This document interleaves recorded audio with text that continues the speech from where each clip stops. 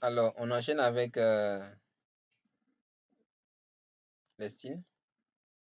Donc, on va apprendre à utiliser les styles,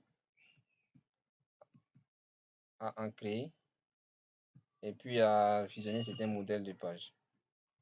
Donc, on y va. Là, on va appliquer un style. Ici, on a titre 1. On va agrandir un peu. Voilà. Donc, on sélectionne et puis on cherche dans le groupe des styles titre 1, bien titre 2, titre 3. On va appliquer titre 1. Et les différents éléments qui sont juste en bas, on va les mettre en mode normal parce que ce ne sont pas les titres. Donc ici, on applique titre 1, donc on n'a qu'à reproduire la mise en forme. Et on l'applique ici également. Ici, partie 1, on va le nommer titre 2. Donc, je vais nommer ça titre 2. Donc, titre 2. Si on copie la mise en forme et qu'on l'applique ici, on le copie encore, on l'applique ici, puis on l'applique ici également. Alors, et puis ici, on va mettre celui-là en grand titre. On cherche un grand titre. Et puis celui-là en titre, par exemple en titre 1, le suivant en titre 2. Ça fait une suivi. Donc, on va pas faire une suivi. On va carrément couper et démarrer à 1. Le suivant, on va mettre en titre 2. Et puis celui qui va suivre, on va mettre en titre 3.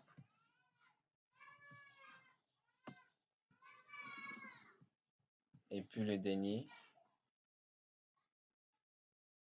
en titre 4. Titre 4. Voilà. Donc, ce qui est intéressant, c'est que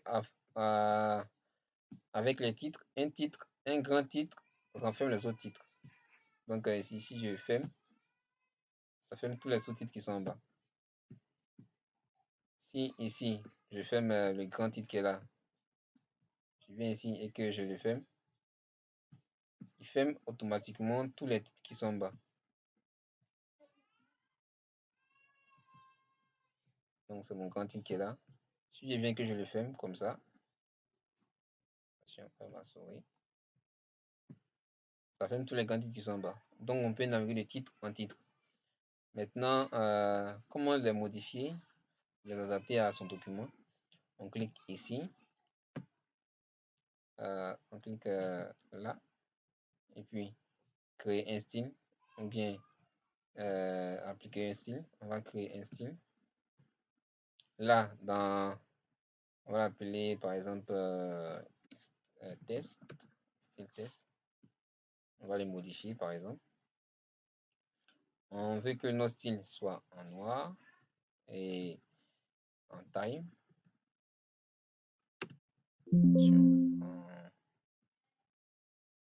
En taille, d'accord.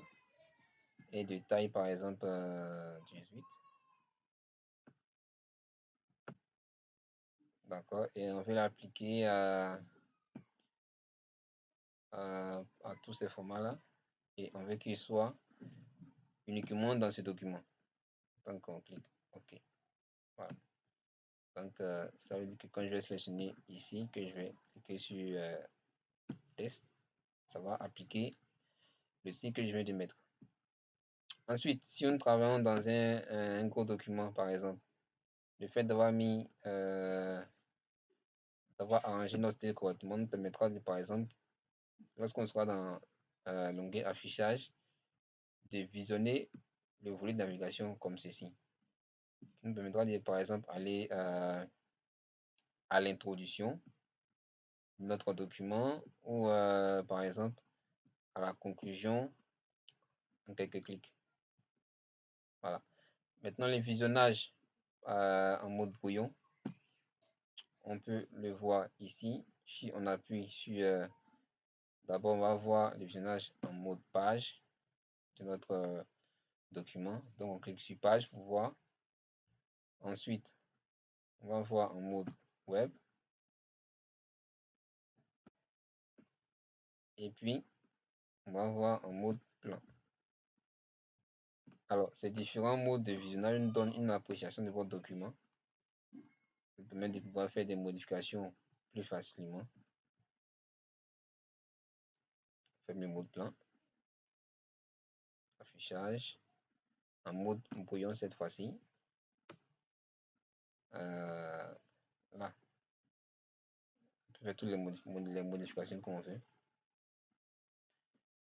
Maintenant, on retourne en mode page. Voilà. C'est tout pour cette partie. Pour les styles et les différents modèles de pages, de visionnage. Et bravo. À la prochaine partie, nous verrons comment utiliser les tableaux, les feuilles pour faire des calculs.